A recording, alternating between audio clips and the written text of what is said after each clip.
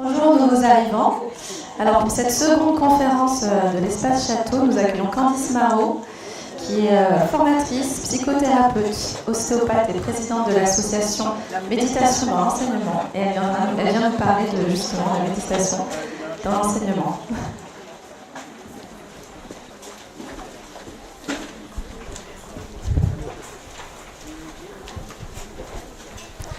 Donc, bonjour à tout le monde, merci d'être là, surtout aux courageux, courageuses qui sont assises au soleil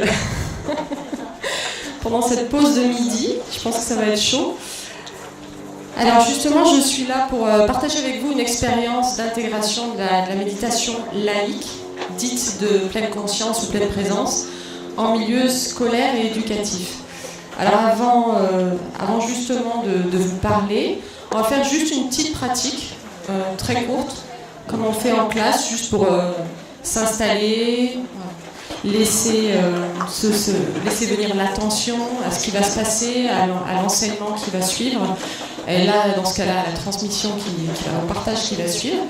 Donc je vous propose juste d'avoir 2-3 minutes avant de me présenter, puis de présenter tout le travail qu'on a fait en association. 2-3 minutes de petite pratique. Voilà. Donc je vais inaugurer avec un petit son. Le son de mon bol. J'ai appris aujourd'hui, grâce à quelqu'un ici, que c'était un son en si bémol. Voilà, je ne savais pas. Donc, et puis je vais guider juste une petite pratique de 2-3 minutes assez simple. Merci.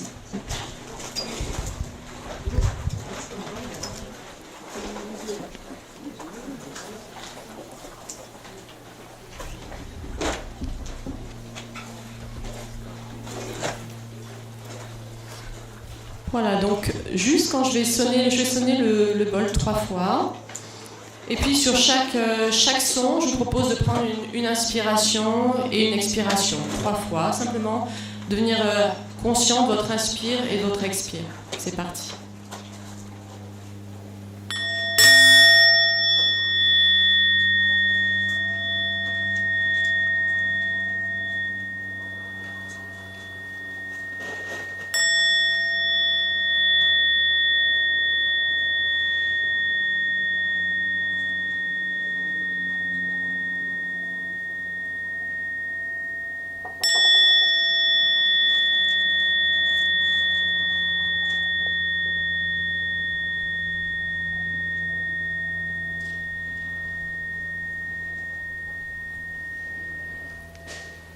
Les yeux fermés ou entrouverts, tout en continuant à suivre un petit peu le rythme de mon inspiration, de mon expiration. Je vais essayer de faire attention, de porter attention un petit peu à mon assise sur cette chaise. Ou si je suis debout et que je veux pratiquer debout, je vais porter attention aussi à ma posture, en position debout, à l'écartement de mes pieds, à la répartition du poids de mon corps sur mes pieds. Et si je suis assise, déjà je commence par décroiser les jambes, si je les ai croisées, par poser les mains sur mes genoux ou mes cuisses. Et je porte attention, tranquillement, je dirige mon attention. Alors peut-être que mon attention elle est visuelle, peut-être que tout de suite je vais essayer d'avoir des sensations. Je note ça, j'observe. Je dirige mon attention vers mes pieds, posés sur le sol. Et puis de là, tranquillement, un petit peu comme si je faisais monter l'attention, comme le faisceau d'une lampe torche, ou comme une vague. Je laisse monter l'attention par les mollets, les genoux, les cuisses, jusqu'au contact avec la chaise. Et là, je vais faire une petite pause. Et je vais essayer de percevoir toute la base de mon corps, la manière dont mon bassin se pose au niveau de la chaise. J'essaie de percevoir, de sentir les pointes d'ischion, les fessiers en contact avec la chaise. Simplement une petite attention déjà à ma posture intérieure et extérieure. La posture assise sur cette chaise, est-ce que c'est confortable ou pas? Est-ce que j'arrive rapidement à avoir une attention à tous mes points de contact? Les pieds avec le sol, les fessiers avec la chaise. Est-ce que je sens bien mes points d'ischion? Est-ce que mon bassin est déjà peut-être un petit peu avachi, écroulé dans la chaise? Et on sait, si on porte attention notamment à la colonne vertébrale et au dos. On sait que déjà tous les problèmes de dos commencent par la mauvaise posture au niveau du bassin, et notamment en posture assise. Donc est-ce que mon bassin est déjà un petit peu trop avachi, trop compressé, ou est-ce qu'il est raisonnablement droit? Peut-être que pour aider une bonne posture, je peux même m'avancer un petit peu et ne pas m'appuyer sur le dossier de la chaise. Si j'ai envie, là c'est juste une exploration. Et peut-être que simplement en ajustant la position sur la chaise, en m'appuyant moins sur le dossier, mon dos va légèrement, assez naturellement, ma colonne va avoir envie de se redresser, de s'étirer, simplement parce que j'ai modifié un petit peu la qualité de mon assise. Et mon bassin, tout le bas de mon corps, c'est vraiment le socle, comme le socle de la montagne. C'est là que j'ai ma stabilité, mon ancrage, ma centration physiologique, corporelle. Tout ça commence dans le bas du corps. Et quand je suis bien ancrée, le reste de mon dos, de ma colonne, peut commencer à s'étirer. Et puis là, je peux laisser glisser la tension, comme si je remontais le long des vertèbres de ma colonne, sans les compter, sans détailler, de manière globale, générale pour le moment. Mais je laisse monter mon attention tout le long de la colonne, jusqu'aux épaules, la base de la nuque. Là, je vais passer la colonne cervicale, le cou, et puis je monte par l'arrière de la tête jusqu'au sommet de la tête. Et là, un petit moment, je peux expérimenter le fait que le sommet de la tête est en contact avec l'espace autour de moi. Autant la base du corps est en contact avec ce qui est solide, avec la densité, avec un support, autant le haut de mon corps est en contact avec le vide, l'espace, l'air, le ciel au-dessus de moi. Et le haut de ma tête, c'est comme si j'avais un petit fil élastique que quelqu'un tirait doucement. Et le haut de ma tête s'étire un petit peu plus vers le ciel, le haut du corps. Et en fait, pour une bonne posture, pour la meilleure posture possible, pas simplement en méditation, mais même dans mon travail, dans mes temps d'apprentissage, en fait, il y a une double tension. Le haut du corps cherche à s'étirer vers le ciel, vers le plafond, et le bas du corps cherche à se stabiliser, s'ancrer dans une assise. Et c'est ça qui libère aussi ma respiration, mon dos. Et on va le voir, c'est ça qui me rend plus disponible à l'attention également. Notamment à mes sensations. Et avant de terminer, juste cette petite mise en présence au corps, à la posture, simplement pendant quelques moments jusqu'à ce que le son du bol retentisse. J'essaie justement d'être en contact avec mes sensations. Les sensations du corps. Peut-être un inconfort, peut-être j'ai pris conscience de certaines tensions. Peut-être que j'ai besoin de respirer avec ces tensions sans rien modifier. Peut-être au contraire, j'ai pris contact d'une sensation agréable quelque part dans le corps. Peut-être de la chaleur, de la circulation. Peut-être que ma respiration est régulière, ça fait du bien. Ou au contraire, elle est un petit peu courte, un petit peu tendue, pas très régulière. Je n'analyse pas, c'est juste comme ça pour le moment. Et puis avant de réouvrir les yeux et d'entendre le son du bol, mais je porte attention aussi à l'environnement externe, la chaleur, la température. Peut-être qu'il y a une légère brise ou un petit peu d'air que je peux percevoir aussi. Il y a des sons, le son de ma voix, et puis il y a les sons des personnes autour de nous. Je prends conscience que je suis dans cet espace, ce bel espace, avec des arbres autour, d'autres personnes devant moi, derrière moi, à côté. Simplement prise de conscience de mon environnement. Et puis tranquillement, sur les 3 sons du bol, je reviendrai les yeux ouverts. Je pourrais peut-être m'étirer un petit peu, tout en respirant encore une fois 3 fois sur chaque son.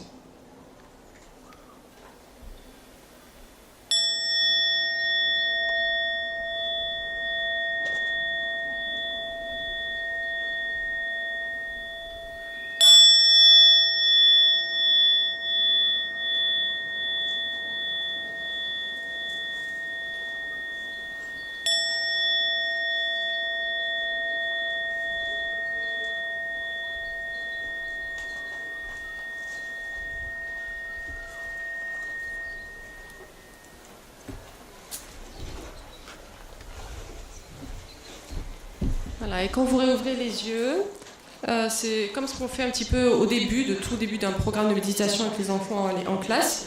Mais vraiment, n'hésitez pas, si vous êtes sur une chaise, c'est peut-être inconfortable, voilà, il y a la température plus ou moins clémente autour. Donc n'hésitez pas vraiment à vous étirer, même si vous avez des personnes devant vous, à côté, un peu vers les côtés. Quelque chose qu'on fait aussi, c'est simplement, on peut étirer un côté, un flanc, et puis tapoter, faire des petits tapotements sur les côtes d'un côté, de l'autre. On peut aussi tapoter 3 fois, comme si on voulait réveiller un petit peu un de nos bras. On monte sur l'inspire et on descend sur l'expire. Donc sur l'inspire, la paume est tournée vers le sol. Sur l'expire, la paume est tournée vers le ciel. 3 fois sur chaque bras. Alors les enfants, ils adorent tout ce qui est automassage, je pense que vous devez le savoir. On est tous encore des grands enfants, enfin moi j'aime toujours les automassages, ça peut faire du bien. Et puis on peut même un petit peu, si on veut, se décaler du dossier, puis stimuler un peu nos reins ici. Soit les poings fermés, soit on a envie d'être plus doux avec nous et là on fait juste un petit massage. Voilà, stimuler le bas du dos, là, les lombaires et les reins, qui sont des zones qui prennent beaucoup de tension toute la journée, et notamment en milieu scolaire, mais pas que. Voilà, tout simplement. Donc, avant d'entrer plus un petit peu, j'espère que ça va faire un petit peu de bien, et puis avant de rentrer un peu plus dans le sujet, je voulais vous montrer justement aussi un exemple en vidéo, un exemple assez court, ça dure 2 minutes, de séance de méditation en classe menée par 2 instructeurs différents. Voilà. Puis après, on va échanger ensemble sur cette expérience.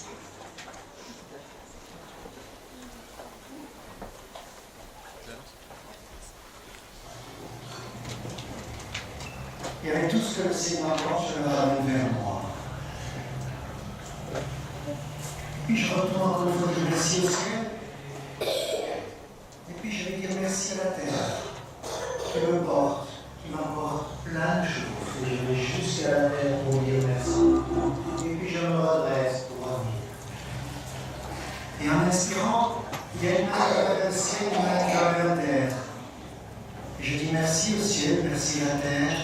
Et en soufflant, je ramène tout vers mon cœur, vers mon ventre, pour profiter de tous les bienfaits de la terre et du ciel. Je mélange le tout et je retourne dire merci au ciel, merci à la terre, et je ramène tout en moi. Là. J'écarte un petit peu les pieds. Et j'imagine que d'un côté, il y a le soleil, de l'autre côté, il y a la lune. Et je vais dire merci au soleil, pour toute la chaleur qu'il m'apporte, toute la beauté, la lumière, et je ramène cette lumière vers moi, vers mon ventre. Puis gardez les yeux fermés, sentez tout votre corps, sentez votre colonne, sentez bien votre dos à l'arrière, stable, bien droit, sentez vos pieds, sentez vos mains. Et peut-être vous commencez à sentir l'énergie dans votre corps, dans vos jambes surtout, dans vos bras.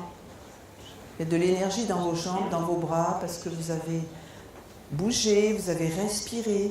Sentez bien votre énergie.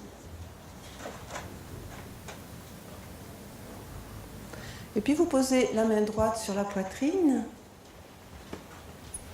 Vous allez comme respirer là, dans le cœur de l'arbre que vous êtes, stable et solide, tranquille.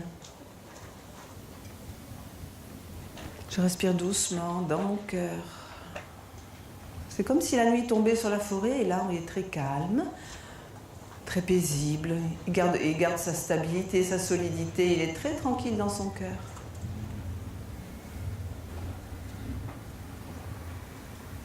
Et encore une fois.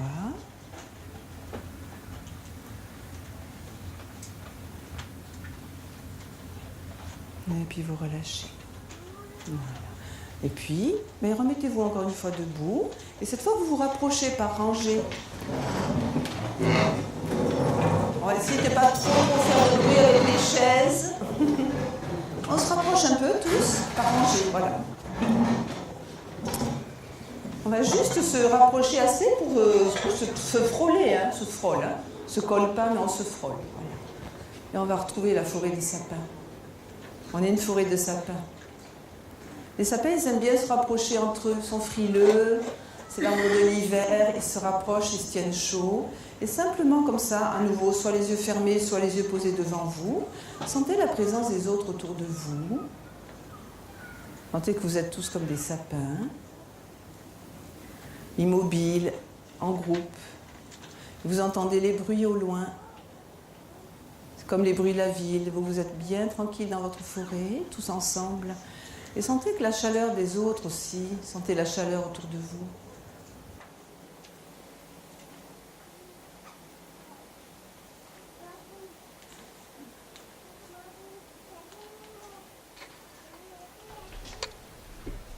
Voilà, donc ce sont juste des petits extraits.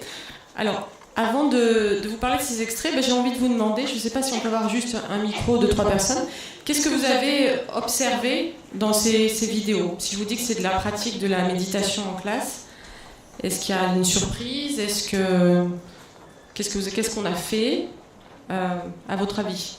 Est-ce qu'il y a quelqu'un qui a envie de s'exprimer sur ce qu'il a vu, positif, négatif, peu importe, hein, mais...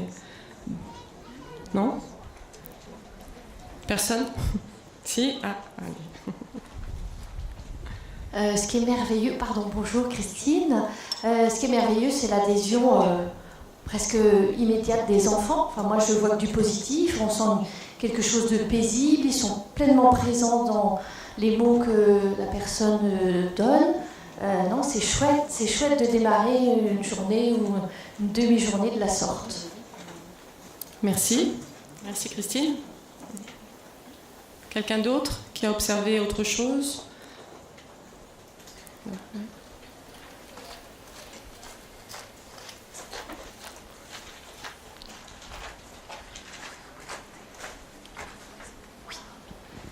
Bonjour Elsa. Bonjour. Quand il y avait le monsieur au pull orange, il y avait 2 petites filles en tendant les bras vers le soleil, elles se sont croisées et elles se sont souries et j'ai trouvé ça amusant et touchant. Merci. Merci. Peut-être juste une 3e personne s'il y a, puis après je vais enchaîner.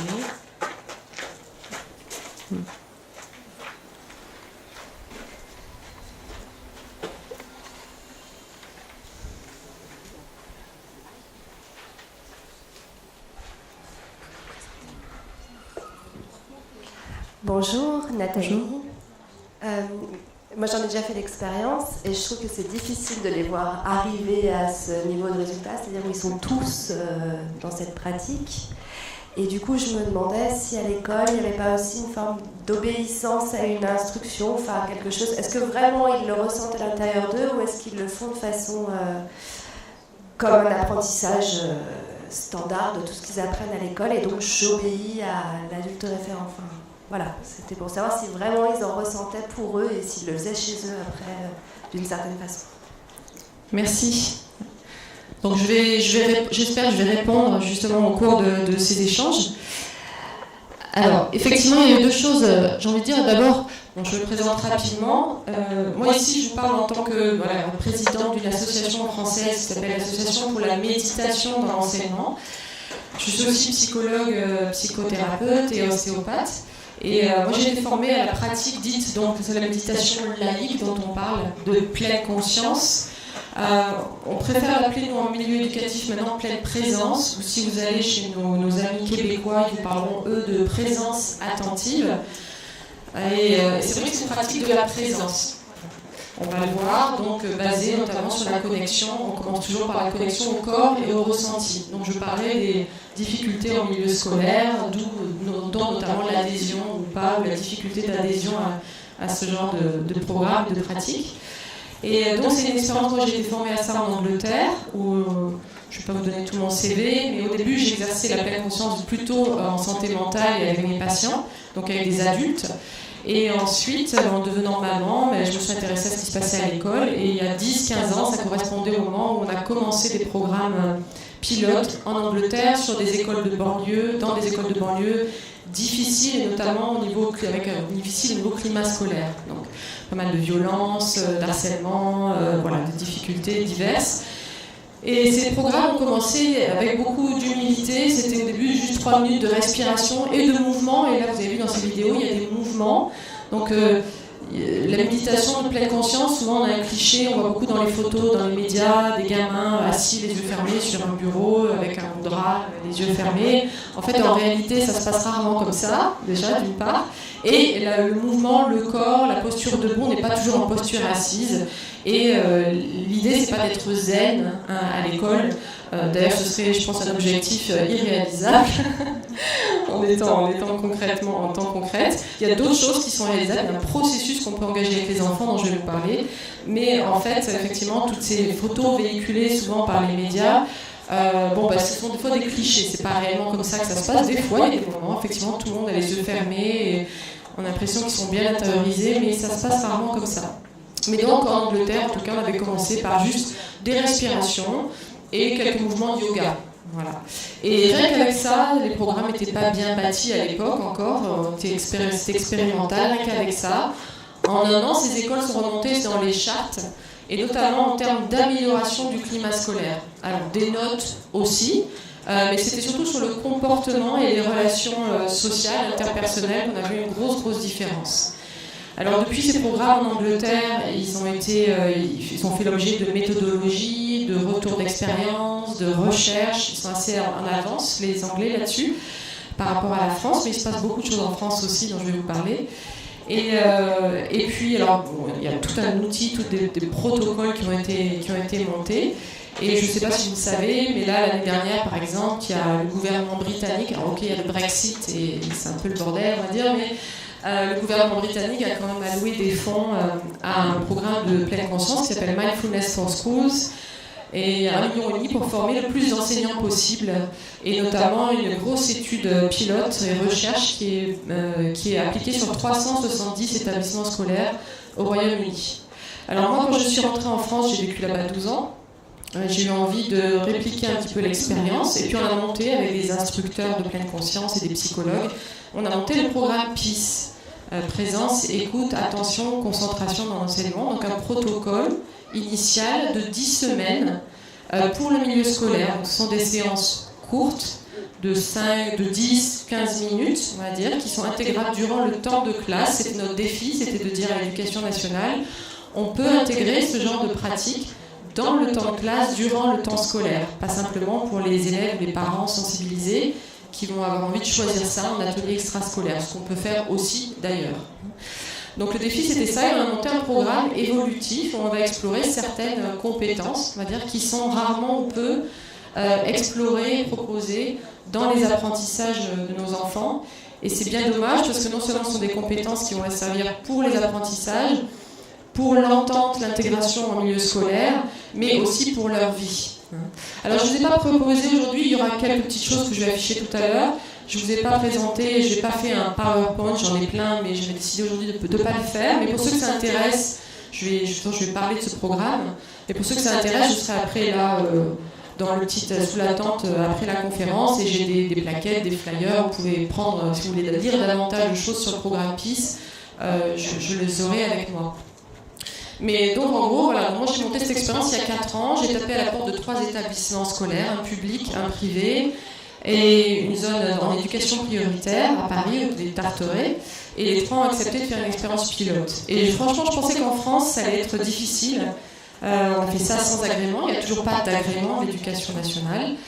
Et en fait, ça s'est tellement bien passé que de bouche à oreille, finalement, d'autres établissements, d'autres collègues, d'autres professeurs, d'autres enseignants ont commencé à demander le programme dans leur classe.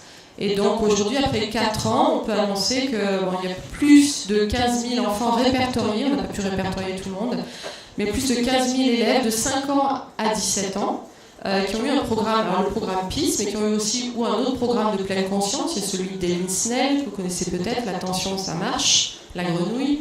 Il y a celui de Chancho Faquin aussi. Voilà, il y a d'autres programmes qui arrivent aussi en France, en provenance notamment du Royaume-Uni. Donc en tout cas pour le programme PEACE seul, on sait qu'on a 15 000 élèves qui ont fait ce programme. On a formé plus de 600 intervenants et enseignants ou personnel pédagogique. Et donc on a monté une association notamment parce que plus on est en nombre, plus on peut relayer les résultats à l'institution et commencer à avoir un dialogue avec l'éducation nationale. Parce que l'intention de l'association, alors c'est pas simplement que ce soit considéré comme un programme alternatif. Et aujourd'hui, tout ce week-end, ici, grâce à Julien et à son équipe, on parle d'éducation et d'innovation dans l'éducation. Et très souvent encore aujourd'hui, l'innovation en éducation, c'est appliqué dans des écoles alternatives, de nouvelles écoles que des fois des groupes de parents veulent monter, dans les écoles Montessori, Steiner, etc. C'est super. C'est très très bien que ça se passe. Mais nous, en tant qu'association, on avait envie de dire, on a envie de s'adresser à ceux qui sont dans le système. C'est là qu'il y a encore la majorité des enfants et la majorité des enseignants. Et voir qu'est-ce qu'on peut intégrer dans le système, dans l'éducation nationale, dans le public, pour essayer petit à petit d'améliorer notamment le climat de classe, les relations entre les enfants et de redonner le goût aux apprentissages. Alors on a quand même choisi un gros mot pour l'éducation nationale qui est méditation, évidemment. Alors le programme PEACE, c'est un programme de pleine présence, de présence attentive. La première chose qu'on va développer, c'est les capacités donc d'attention. Et on va d'abord porter l'attention aux supports qui sont avec nous toute notre vie, et toute notre journée, c'est-à-dire le corps. Et dans le corps, il y a la respiration. C'est pour ça que si vous connaissez un peu les pratiques de pleine conscience, que ce soit pour les adultes, pour les enfants, les ados, ça commence toujours par le corps. Par le corps et par la respiration. Et c'est une évidence puisque c'est vraiment ce qui est avec nous dans toute notre journée, dans la nuit. Voilà, c'est ce qui régule le corps aussi à une intelligence qui est très importante. Et simplement en prenant contact, en se connectant au corps, il y a il y a une activité, une réponse du corps qui est automatique, qui fait partie de notre physiologie, qui va essayer de se réguler. Donc, et notamment de réguler les effets du stress. Et ça, j'ai envie de dire, c'est une réponse physiologique, automatique. Le corps essaie toujours de maintenir les meilleures conditions possibles pour nous, pour notre santé mentale et physique. Donc simplement déjà en portant attention et en s'y connectant, il y a une réponse du corps, il y a une réponse de la respiration. C'est pour ça qu'on dit que dans la pleine conscience, qu'au début, on ne cherche pas à changer notre état, on ne va pas chercher à le réguler activement, pas au début de la pratique en tout cas, mais on va réapprendre à se connecter déjà. Et pour beaucoup d'entre nous, c'est pas si évident. Et j'ai envie de dire, j'ai tout le temps de la peine quand je vois des enfants jeunes, des fois à 5-6 ans, qui déjà n'ont plus cette connexion, ou l'ont moins, en tout cas au corps, qui sont souvent sous l'emprise d'émotions ou de difficultés dont on n'a pas forcément conscience, qui peut-être venaient de leur famille ou d'autres choses, plutôt de l'environnement. Et je trouve que c'est jeune, parce que normalement le bébé, l'enfant, au début, il est complètement dans l'instant. Si vous êtes parent et que vous avez eu des enfants, les premières années de la vie d'un enfant, c'est complètement en réaction à l'instant. C'est pour ça que pour lui, il n'y a pas de notion de demain. Quand vous dites on fera ça plus tard, après, c'est pas concret, c'est pas réel, plus tard n'existe pas, c'est maintenant. Alors ils vont apprendre que plus tard existe, malheureusement ou heureusement, on l'a tous appris. Mais en fait, on a tous cette mémoire dans le corps, d'avoir été présent à nos sensations, à nos émotions, qu'elles soient agréables ou désagréables, peu importe. Une petite présence au son qui passe au-dessus de nos têtes. Donc on a tous cette mémoire-là dans le corps, elle a été contrariée peut-être plus ou moins rapidement, et notamment quand on rentre dans le milieu scolaire, dans le milieu éducatif, on va commencer évidemment à avoir des emplois du temps, à avoir certaines circonstances, à devoir s'adapter à un programme, à des enseignants, à d'autres élèves, à tout un tas de circonstances que je ne détaillerai pas, dont l'intervenante avant moi a très bien aussi parlé, mais qui font qu'effectivement on va commencer à perdre petit à petit cette présence au corps et à l'instant. Et alors la présence au corps, elle est déterminante, puisque c'est ça qui nous informe sur comment je me sens. Est-ce que quelque chose est bon pour moi, pas bon pour moi?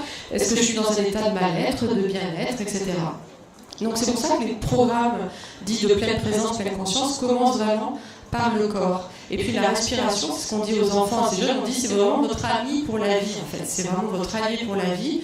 Votre respiration, elle s'adapte à tout ce que vous vivez. Vous avez constaté déjà que si vous faites du sport, vous n'allez pas respirer de la même manière que quand vous dormez, quand vous vous reposez ou quand vous êtes en activité. Et simplement en portant attention à la respiration et à son rythme, on va pouvoir petit à petit apprendre à se réguler, et notamment à réguler nos stress dans les moments où on est davantage stressé en milieu scolaire. Alors tout à l'heure d'ailleurs, je vous ferai faire connaissance, comme on fait avec les enfants, avec ce qu'on appelle la balle magique, parce que c'est bien beau de leur dire que la respiration c'est intéressant, c'est important, mais leur demander juste de fermer les yeux, de se connecter à la respiration, même pour un adulte, c'est pas facile. Et puis qu'est-ce que ça me fait ? Je suis pas très sûre, et puis à quoi ça sert ? Je suis pas sûre non plus. Donc on a des outils, et ça c'est un outil simple et qui coûte pas grand-chose, je vous le montrerai tout à l'heure, pour justement leur faire explorer la respiration de manière ludique, mais éducative également. Et ça, ils adorent. Et il y a une adhésion assez spontanée des enfants pour commencer à répondre à cette question qui a été posée sur ce que vous avez vu en vidéo. C'est vrai que les séances de pratique de pleine présence ou de méditation en classe ne sont pas... c'est pas tout en calme, on n'entend pas les mouches voler. Très souvent, il y a des mouvements, ils vont tirer leur chaise, ils vont faire du bruit au début, suivant les âges, ils vont se regarder aussi, se comparer. À l'adolescence, ils vont se trouver peut-être ridicules. Certains, surtout si on leur demande de faire certaines postures ou qu'il y a un travail sur le corps, là, le corps devient un petit peu des fois un obstacle à certains âges. Mais en tout cas, dans tous les âges primaires, l'adhésion est assez rapide et les enfants sont encore très très en contact justement avec l'intelligence de leur corps. Donc ils nous font des retours d'ailleurs superbes, et même s'il y a une agitation, en fait ils en sentent les effets, et très souvent ils le font d'ailleurs même en dehors, sans qu'on leur dise, ils le refont à la maison. On a plein d'enfants qui nous disent moi finalement j'ai compris que ce que je faisais en classe ça pouvait me servir aussi avant mes compétitions de sport ou à la danse ou avant ma compétition en violon ou en piano ou pour m'endormir, pour me calmer, etc. Donc très vite, moi je suis toujours surprise, mais vraiment les enfants plus jeunes on commence, plus vite, plus facilement ils adhèrent parce qu'ils n'ont pas encore perdu vraiment tout à fait cette connexion au corps, même si elle a été compromise. Et qu'ils en sentent rapidement les bienfaits. Il y a moins de filtres, notamment il y a moins de filtres mental que chez les adultes et les plus, on va dire, les jeunes adultes. Donc c'est vraiment quelque chose qui marche bien, qui marche rapidement. Et ensuite, on ne va pas explorer que la connexion au corps. Mais je voulais juste revenir parce qu'il y a tellement de choses à dire, je suis désolée, je m'éloigne. Mais on ose quand même parler de méditation. Alors, méditation laïque, je dirais, pour être honnête, c'est une discussion qu'on a à l'association, notamment avec nos parrains, très souvent. Et dans nos parrains, si vous les connaissez, certains, il y a Christophe André, il y a Mathieu Ricard, il y a Ilios Kotsou, qui est un chercheur belge, qui dirige aussi Émergence en Belgique, qui font un travail magnifique en Belgique. On a un parrain québécois aussi, qui est un éducateur aussi, psychologue, Joël Manzi. Donc on a des super parrains qui connaissent bien le programme, c'est pas juste un nom écrit sur un flyer. Et avec qui on a discuté de l'emploi des termes par rapport à l'éducation nationale. Mais on a eu beaucoup de rendez-vous avec notamment des élus, des députés, des inspecteurs d'académie, les rectorats. Certains rectorats sont assez ouverts et nous demandent de postuler pour l'agrément, d'autres ont peur et c'est pas forcément... ils ont clairement fait comprendre qu'ils ne donneraient pas l'agrément pour l'instant à un programme de pleine présence ou de méditation dans l'enseignement. Donc ça bouge doucement, mais ça bouge quand même. Mais très souvent, au début, on y va tranquillement et puis on leur parle d'un programme en fait, de pleine conscience, de pleine présence, d'attention, de développer l'attention, qui est un problème récurrent, de développer aussi après l'attention, on développe aussi l'intelligence émotionnelle, une fois qu'on a porté attention à nos sensations et au corps, et où on a appris, on va dire, à se mettre en relation avec les ressources du corps, petit à petit, on va aller explorer aussi nos émotions. Et puis au final, on va aller explorer également tout ce qui est moi et les autres, donc tout ce qui est relations interpersonnelles. Donc dans un programme de pleine conscience, on commence par soi et on finit avec les autres. Les autres, le climat, l'environnement. Mais alors moi je leur parle, j'essaie d'éviter le gros mot méditation, mais chaque fois on en revient avec les inspecteurs, les directeurs d'école qui disent mais en fait vous parlez de méditation. Donc, de toute façon, si on veut éviter ce mot, il revient tout le temps. Donc on a décidé d'assumer le mot méditation à l'association, de ne pas le changer. Et la méditation, comme le dit un de nos parrains, Mathieu Ricard, la méditation, il y a beaucoup de définitions, mais en sanskrit, ça veut dire être attentif, ça veut dire aussi être alerte. Alors pas alerte comme on est dans un état de stress quand on est très tendu, mais être alerte, c'est garder une attention éveillée à ce qui se passe autour de moi, à ce qui se passe en moi. Donc c'est vrai que la méditation, son aspect laïque, qui a fait l'objet de beaucoup de recherches, n'est pas quelque chose qui implique un langage religieux, spirituel, ça n'est pas une quête intérieure. Voilà, ça n'est pas tout ça, c'est vraiment un set de compétences qui nous permet d'aller explorer à la fois mes ressources corporelles, mes ressources aussi mentales, mes ressources affectives, mes ressources relationnelles, et tout ça en milieu scolaire. Alors je vous montrerai un petit peu après des témoignages à la fin d'enfants, de parents, d'enseignants, mais très rapides en vidéo. Mais tout ça pour dire que voilà, sont vraiment des programmes, il faut rassurer, il faut communiquer. Nous, c'est ce qu'on essaie de faire avec l'association, à la fois avec les enseignants, les parents, les institutions. Et j'ai envie de dire aussi que méditer avec les enfants, même si c'est de manière laïque, en milieu scolaire, méditer en milieu scolaire, c'est pas quelque chose non plus qui s'improvise. Voilà. C'est vrai que les programmes doivent être recherchés. Ils se bâtissent et ils se co-construisent avec le milieu éducatif. Nous, notre programme PIS, on a vraiment pris en compte les retours des enseignants et du monde pédagogique et des élèves et des parents pour l'affiner petit à petit aux besoins du milieu scolaire. Donc c'est vraiment pas quelque chose, parce qu'il y a beaucoup d'instructeurs qui viennent et qui me disent moi j'en fais déjà un petit peu, mais au bout d'un moment je m'essouffle parce que j'ai piqué 2-3 choses dans un CD, et puis j'ai lu ça dans un livre, et puis, etc. Mais après, je sais pas trop, les enfants adhèrent, mais plus ou moins bien. Je sais pas trop s'il y a des effets, etc. Et ça, c'est vrai qu'au bout d'un moment, il faut quand même une méthode. Et une méthode et une progression et une structure dans ce qu'on va proposer en classe et en milieu scolaire et éducatif. Et les méthodes, notamment celles du programme PIS, on a conduit une recherche depuis 2 ans, donc on fait de la recherche aussi sur le programme. Quand je vous parlais des premiers résultats qui sont sortis. Mais la méthode du programme PIS, elle est vraiment évolutive et elle est basée sur une connaissance du développement de l'enfant, et notamment du développement des capacités d'apprentissage. Il y a certains âges où on ne va pas apprendre de la même manière à 5 ans ou à 17 ans ou à 13 ans. Il y a certains âges où on n'a pas encore la capacité d'observation et de conceptualisation et de formulation des pensées. Donc ça ne sert à rien de faire des méditations sur les émotions et les pensées à 6-7 ans. 7 ans, ça commence un peu. Ça ne veut pas dire qu'ils ne sont pas intelligents. Si vous avez des gamins à 3 ans, des fois, ils vous renvoient des vérités universelles. Donc, je ne suis pas en train de dire qu'ils ne sont pas intelligents, mais certaines capacités du cerveau, du cortex préfrontal, ne sont pas encore formées à certains âges. Donc, tout ça, ça s'est basé comme sur une connaissance du développement de l'enfant, une connaissance psychologique, qui doit être vraiment là, et c'est pour ça que ces programmes doivent être évolutifs, recherchés, testés et co-construits avec le milieu éducatif. Donc nous, le programme PIS, c'est un programme qui est fait par des experts du développement de l'enfant, mais en fait, c'est pas une expertise qui est restée extérieure à l'enseignement, et c'est grâce aux enseignants, c'est grâce aux directeurs d'école, c'est grâce aux encadrants pédagogiques que petit à petit on a aussi rectifié et qu'on continue d'ailleurs à créer des outils parce que c'est ceux qui correspondent le mieux aux besoins des enseignants et du milieu éducatif. Donc j'ai envie de dire, si vous le faites déjà ou si vous avez envie de vous lancer dans l'expérience de la pratique de la pleine présence dans la vie de classe, dans le milieu éducatif, d'intervenir auprès des enfants et des jeunes, voilà, ne le faites pas à l'arrache. Parce que, il n'y a pas que le programme PIS, il y en a d'autres, c'est pas forcément qu'il faut cette formation-là plutôt qu'une autre, mais des fois ça peut faire plus de mal que de bien. D'une part, vous pouvez vous décourager, vous pouvez avoir l'impression aussi que les élèves n'adhèrent pas, parce qu'ils sentent, les élèves, qu'il n'y a pas une intention claire à chaque séance, et ils ne voient pas forcément vers où on va. Bon, si vous leur faites tout le temps simplement juste des respirations ou des mouvements, au début on trouvait ça sympa, et puis au bout d'un moment ils vont se lasser, c'est normal.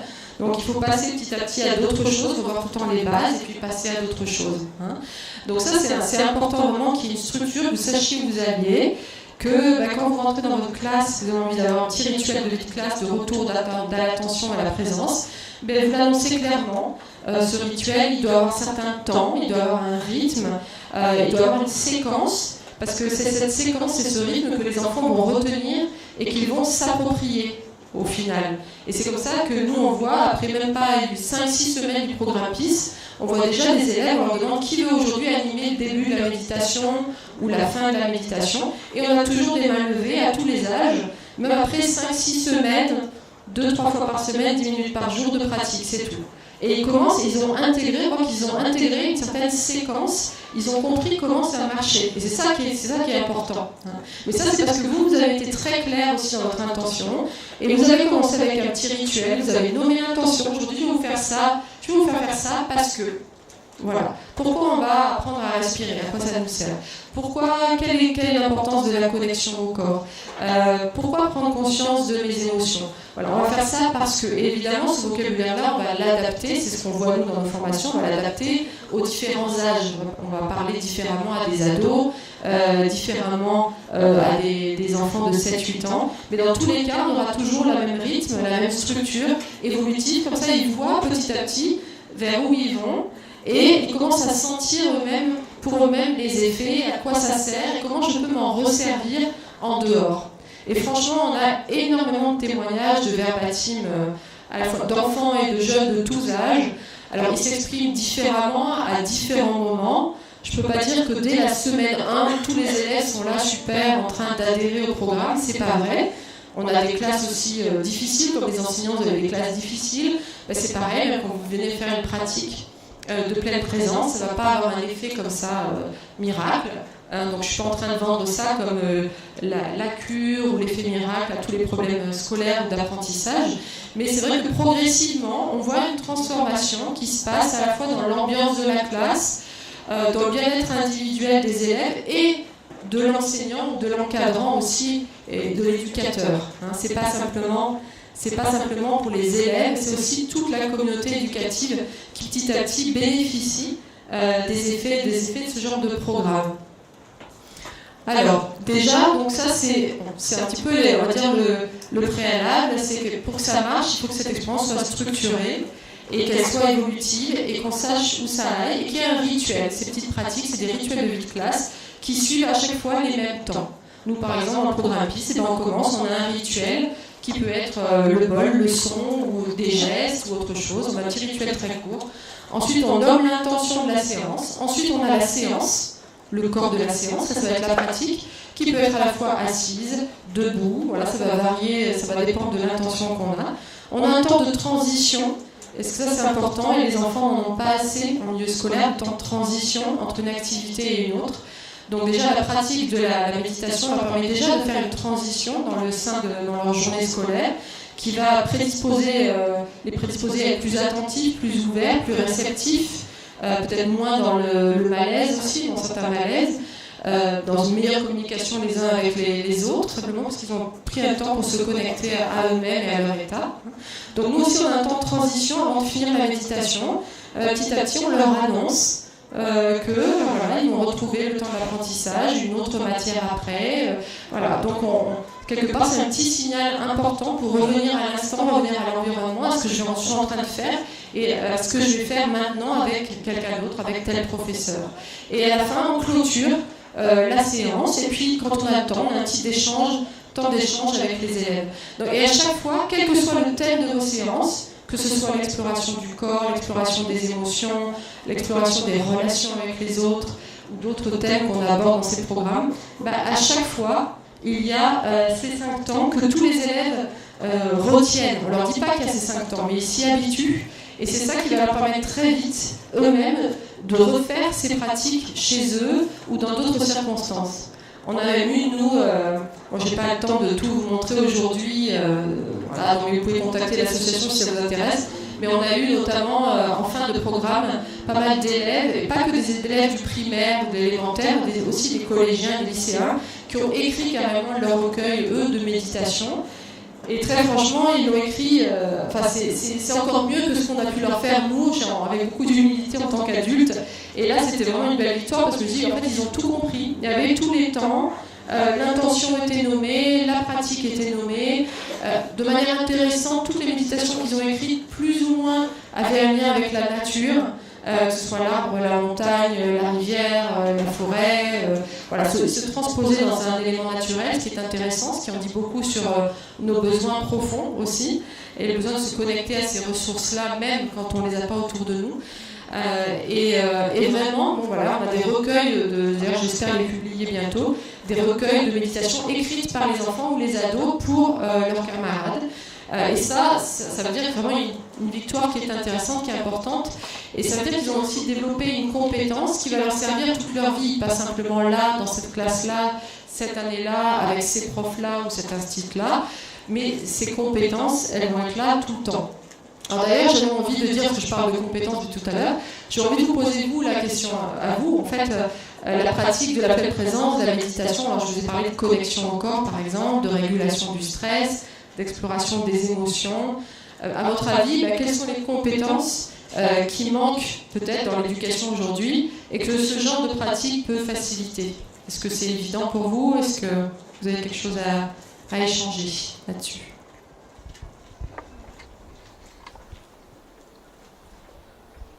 Non? C'est timide?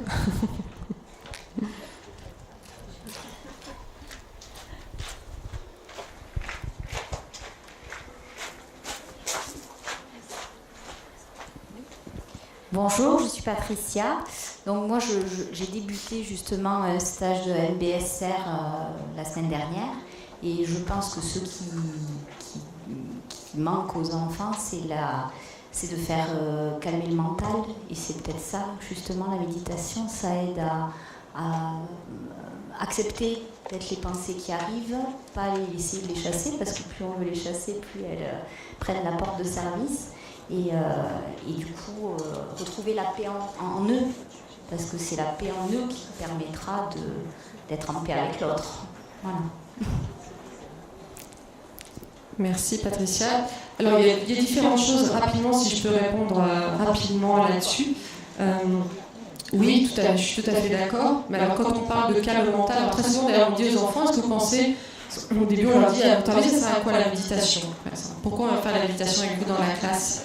Être zen, on a tous les clichés, être zen, à ne plus penser. Alors là, pour la deuxième question, est-ce que vous pensez réellement? Est-ce qu'on peut arrêter de penser? On pose la question. La plupart des enfants, là, du coup, en deuxième coup, disent non, en fait, non, on est bien d'accord, la méditation, la pratique de la présence attentive, c'est pas arrêter de penser. Et pour arriver, alors on peut arriver à un calme mental, mais ça, je veux dire, c'est un objectif, ça peut être une intention, et il faut être tranquille, elle ne va pas arriver tout de suite. Et pourquoi? Parce que les pensées, dans la formation, justement, dans le développement, c'est pas la première chose. Au début, on est vraiment un être instinctif. Toutes les premières années de la vie, on développe vraiment l'intelligence liée au corps, à l'instinct et aux sensations. Très vite, ça arrive les émotions aussi, on est un être émotionnel. Et ensuite, on va commencer à développer ce qu'on appelle les pensées. Et là, on pourrait parler bien longtemps sur quelle est la nature des pensées, le lien entre les émotions et les pensées. Mais donc avant d'arriver, je suis d'accord avec vous, mais avant d'arriver au calme mental, c'est pour ça qu'il va falloir passer d'abord par aller voir ce qui se passe au niveau des sensations, et puis des sensations et des émotions, et puis des sensations, émotions, pensées, et en fait sensations, émotions, pensées, comportement, relation avec les autres. Donc c'est tout ça en fait qu'on va explorer avec eux effectivement. Mais on ne peut pas commencer un programme, en tout cas avec des enfants. Peut-être avec les adultes c'est différent, et encore, mais on peut commencer à parler avec des enfants directement en attaquant sur le domaine des pensées.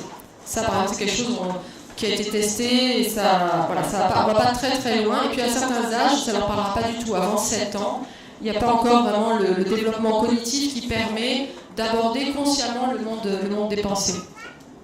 Oui.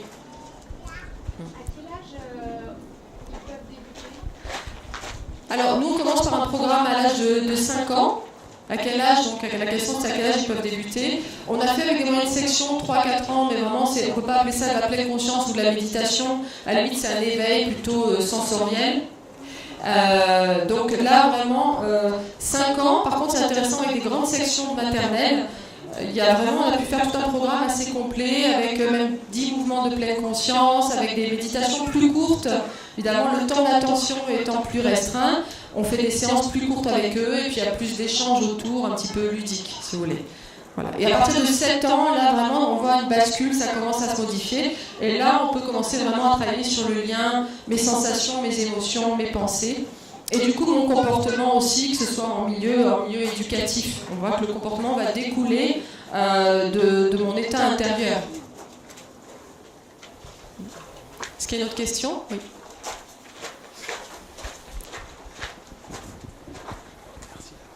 Bonjour, je suis Ilan.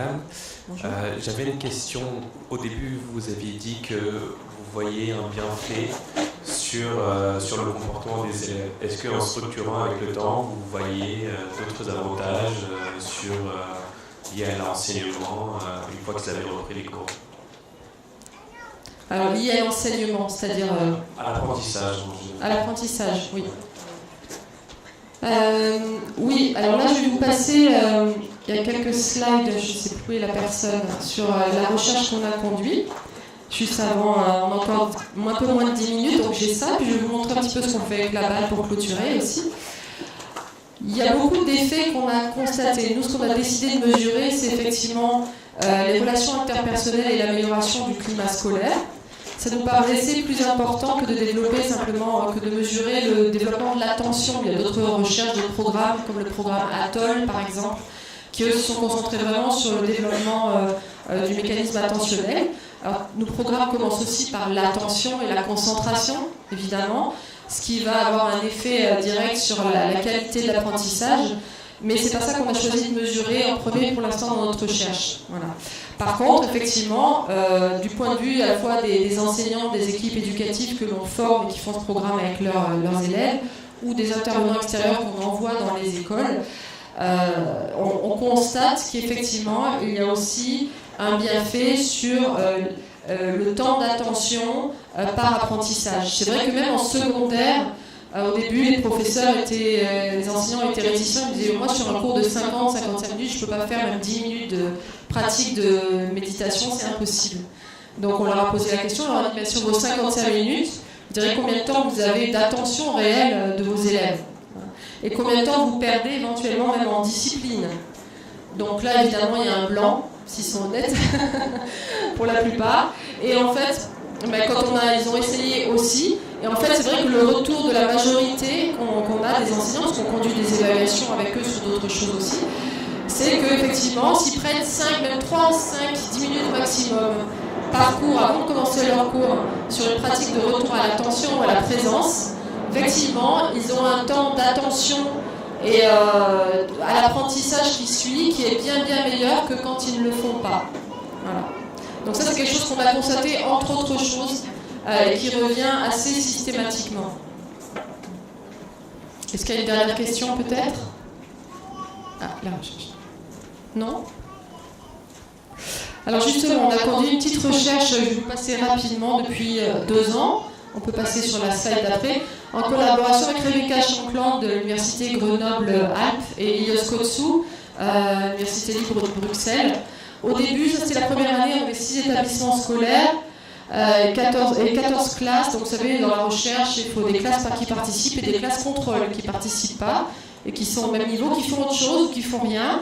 Et on peut mesurer justement sur un certain temps s'il y a une évidence de changement dans les classes qui ont pratiqué le programme PIS par rapport aux classes qui n'ont pas pratiqué.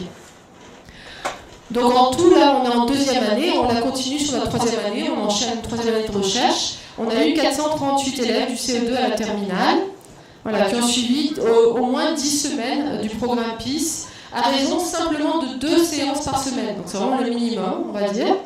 Et on avait un questionnaire avant et un questionnaire après.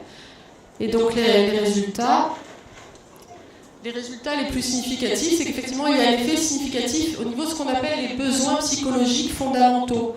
Donc qui sont le besoin d'autonomie, de compétences et d'appartenance sociale, sentir appartenir, et qui sont des besoins fondamentaux pour l'apprentissage et pour l'envie d'apprendre.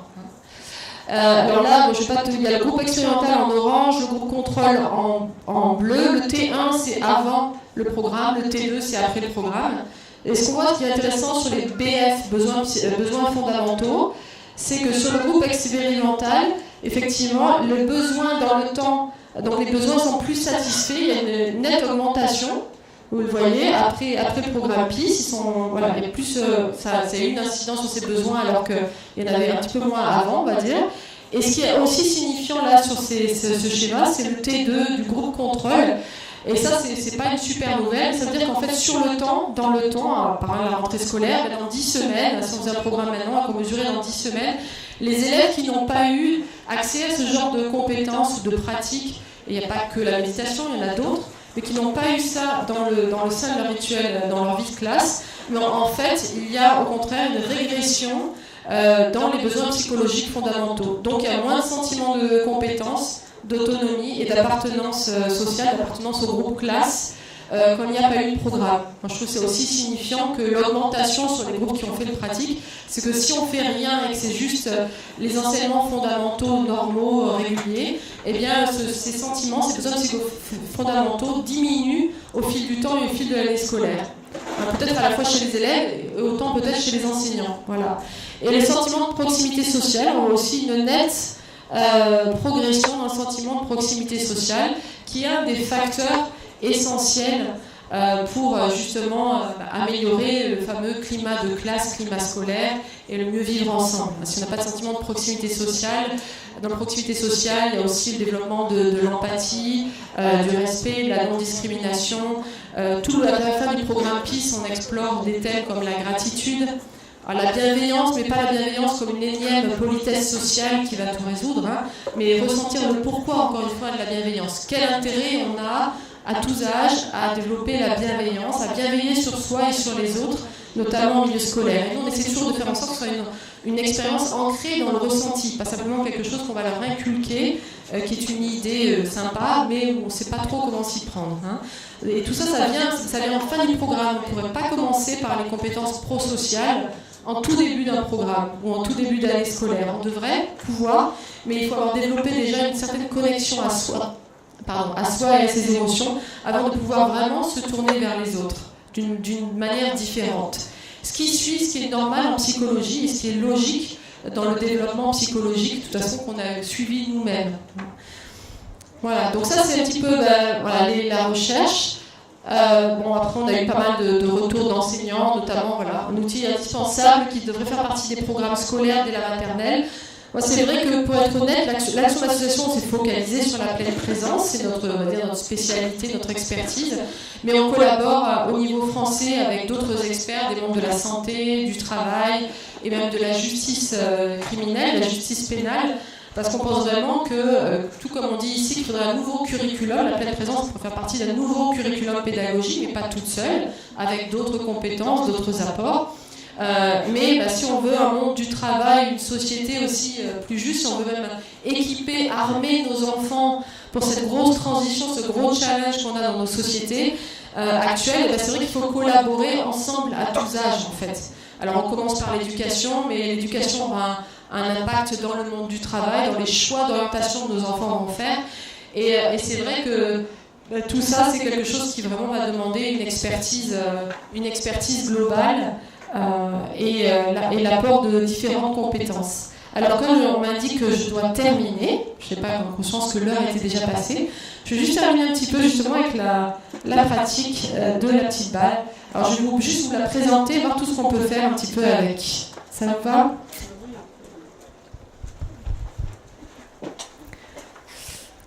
Alors avec la balle justement on va garder les yeux ouverts.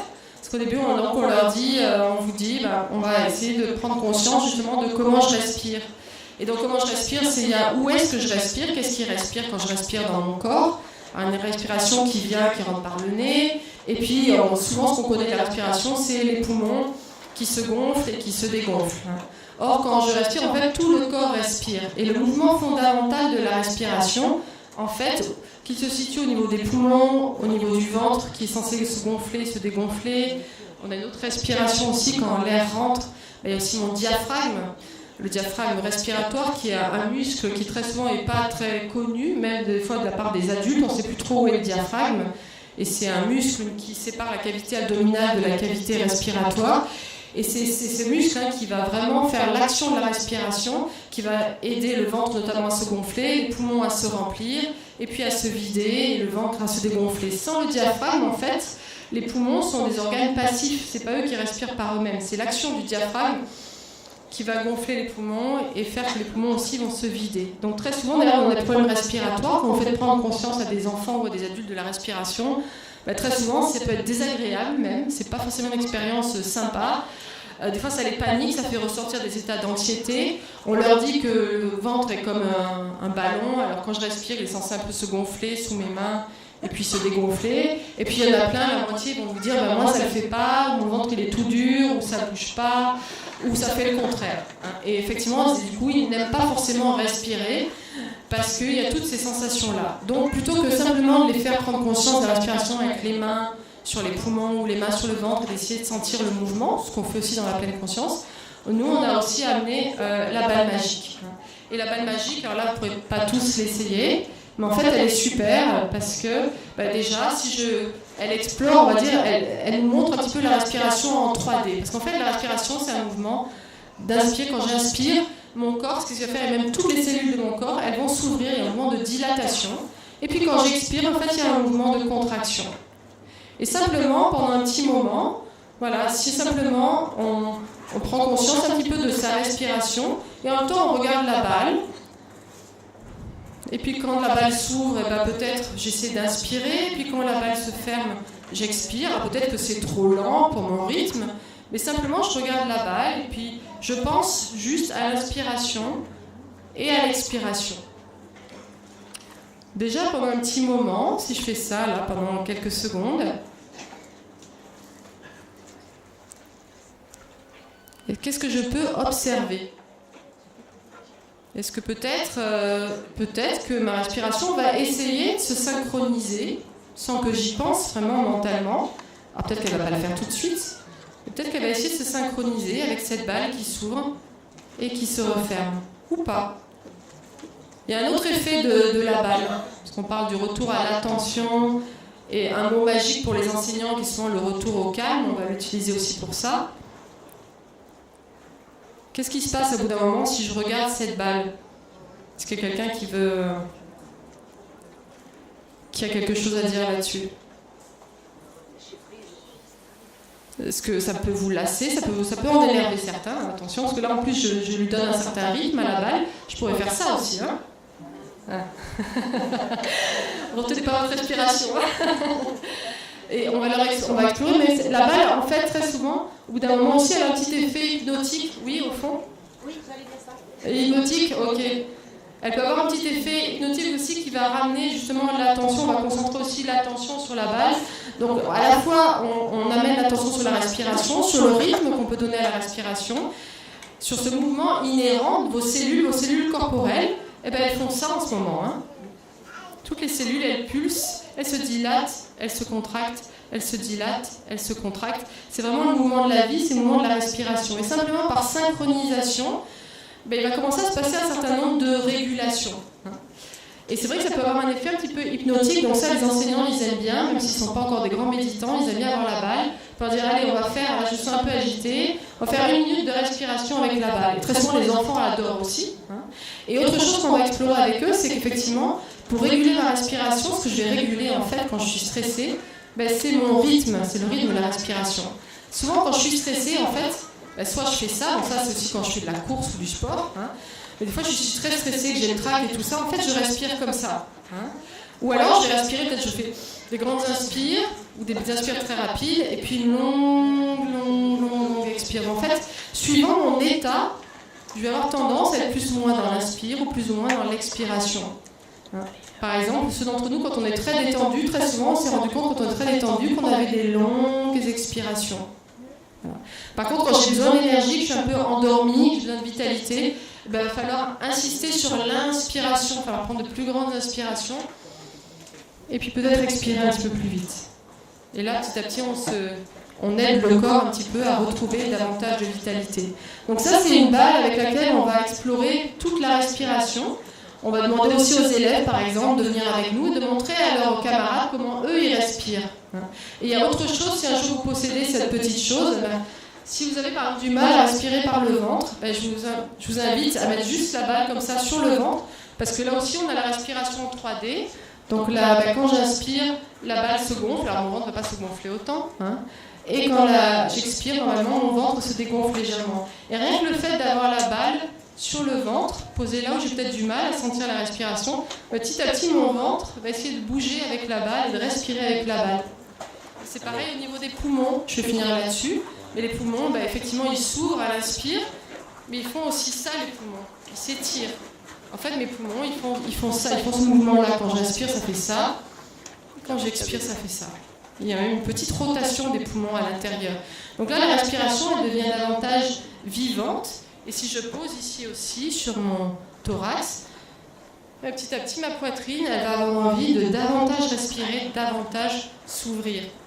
Et pareil pour le diaphragme, on l'appelle la respiration accordéon. Ça s'étire aussi, le diaphragme, il monte, il descend, et il s'étire vers les côtés, au niveau des côtes. Et là, c'est un mouvement aussi qui va permettre de mieux sentir cette respiration. Donc il y a plein de jeux qu'on va faire aussi avec ça, pour leur faire explorer la respiration. Et puis on a d'autres outils, mais ce sont des outils vraiment importants et qui peuvent vraiment aider les enfants, pas que vous l'avez compris, pas que pendant la vie de classe, mais bien au-delà. Voilà, je vous remercie pour votre attention.